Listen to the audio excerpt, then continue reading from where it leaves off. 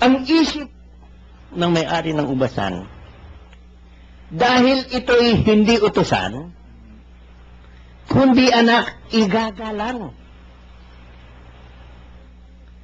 Pero iba ang kanilang naging isip.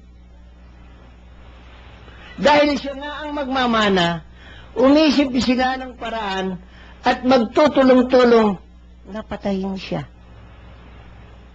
At ang sinabi dito, Kuya Men, ito ang kahuli-hulihang ipadadala ng may-ari ng ubasan.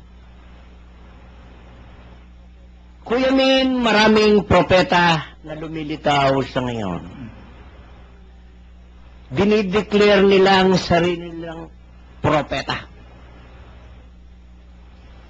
Pero kung titingnan mo dito ngayon, ang Panginoong Jesus ang kauli-ulihang propeta.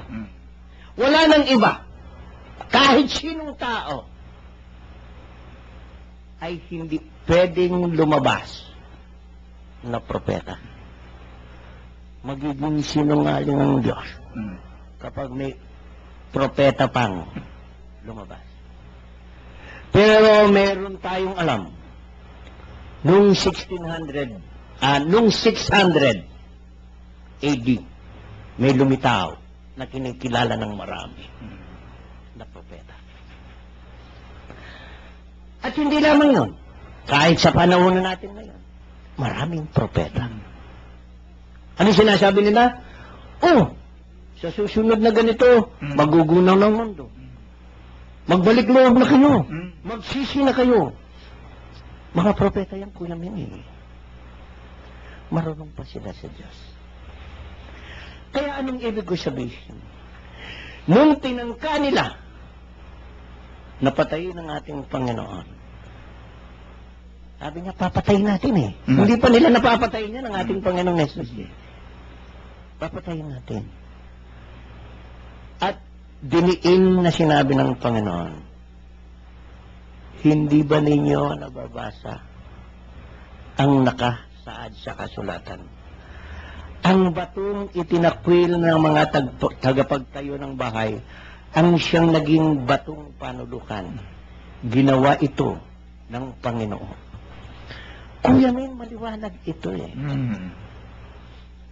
Napakaliwanag. Noong pang bago dumating ang Panginoon, sinabi na ito sa lumang tipan eh. Na mayroong batong itatakwil ang mga tagapagtayo ng bahay. Sino yon? Ang mga piniling anak ng Diyos. Ang piniling bayan ng Diyos, ang Israel. Kaya nga, sana, mga ginigiliw naming tagapakinig, huwag tayong magiging katulong. Huwag tayong magiging kasangkapan upang labanan natin ang Panginoong Jesus. Huwag sana tayong magiging katulad ng mga Pariseo at Eskribang ito na napakarunong. Na kung titingnan mo, gumagawa ng paraan upang mapatay ang katotohanan. Kaya, mga ginigiliw naming tagapakinig, pakatandaan po natin, meron tayong isang batong panulukan na kailanman ay hindi pwedeng gabain, na kailanman hindi pwedeng gapiin, kundi ang batong yan ang siyang magiging sandalan natin sa habang panahon ng ating buhay. At yan po mga brothers and sisters, ang batong tinutukoy dito ay ang Panginoong Hesus. Wala pong iba. At dito ho sa message na ito, dito pa rin ho natin makikita yung original, Kuya Bert. Parang nakikita ko yung original na sinabi naman ng Panginoong Hesus na sa ibabaw ng batong ito itatayo ko ang aking iglesia. Dito, bigyan nga ninyo kami ng iba pang mga mensahe tungkol rito na sinabi ng Panginoong Hesus na sa ibabaw ng batong ito itatayo ko ang aking iglesia, walang makapananaig dito sa inuman. Ano po ang inyong... Alam mo, Kuya Min, ang batong panulukan, magkaiba naman doon sa batong ibinigay niya kay Pedro.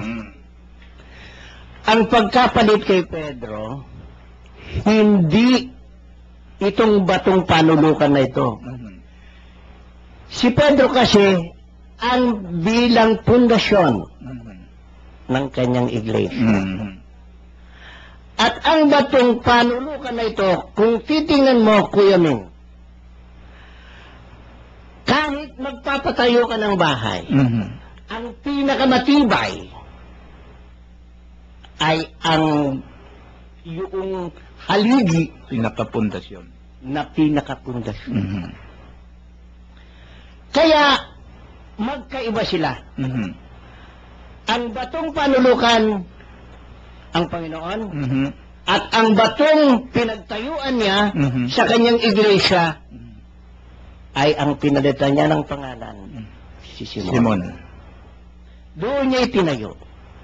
Kaya nga, Kuya Min, kung makikita mo rito, maraming mabuti pa na mabubuti na ano mo yan, na ang sinasabing batong pinagtayuan mismong sarili niya. Hindi pwede yun. Ang ibig mong sabihin, o ibig nilang sabihin ng mga kapatid natin, na yung bato na pagtatayuan niya mismong siya, hindi pwede. Meron siyang binigyan eh. Kung sana ibibigay ko sa sarili ko, at itatayo ko yung aking itinayo sa aking sarili, hindi pwede. Mayroon siyang naging pundasyon ng kanyang iglesia. At ang batong yon ay si Pedro. So, huwag po tayong padadala sa mga nagsasabing hindi si Pedro yung batong pinagtayuan niya. Tatanungin lang natin sila, bakit niya pinalitan ng pangalang Simon na ginawa niyang bato? Useless. Para palitan mo at gawin mong bato ang isang tao kung wala kang layunin. Sana huwag po tayong padadala. Huwag po tayong pahihila. Katulad ng mga pariseyong ito na gustong sumilo sa ating Panginoon. Kaya nga, tinangka nilang dakpin ang ating Panginoon. Ngunit natakot naman sila sa mga tao.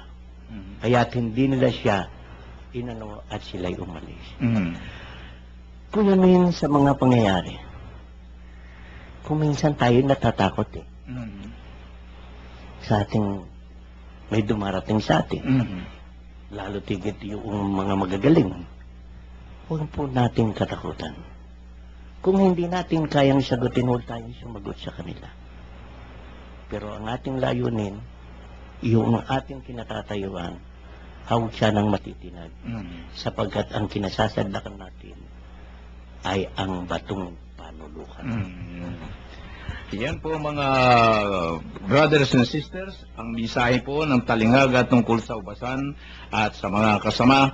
Maliwanag po na ang Panginoong Hesus ang mismong ang batong itinakwil ng mga tagapagtagayo ng bahay na siyang naging batong panulukan. Iyan ho ang Panginoong Hesus natin. Iba naman ho yung sinabi nga ni Kuya Bert, na iba naman ho yung baton na inilagay ho ng ating Panginoon yung kaniyang iglesia sa ibabaw ho ng bato na walang makabubuwag nito. Iba ho yun. So yan ho, mensahe dito ng atin hong nakuha dito sa Marcos. Ang pagbabayad ng buwis. Pakinggan po nating mabuti dahil tayo bilang mamamayan, tayo ho'y nagbabayad ng buwis, bumubuwis ho tayo sa ating pamalan at napakarami hong mga buwis-buwis na mga kinukuha ho sa atin. Tingnan ho natin kung ano mensahe dito sa pagbabayad ng buwis. Ilang pariseo at ilang kampon ni Herodes ang pinapunta kay Jesus upang siluin siya sa kanyang pananalita. Lumapit sila sa kanya at ang sabi, Guro, Nalalaman po namin kayo'y tapat at walang pinapanginian sapagkat pareho ang pagtingin ninyo sa lahat ng tao. At itinuturo ninyo kung ano ang kalooban ng Diyos sa mga tao. Naayon po ba sa kautusan ng pagbabayad ng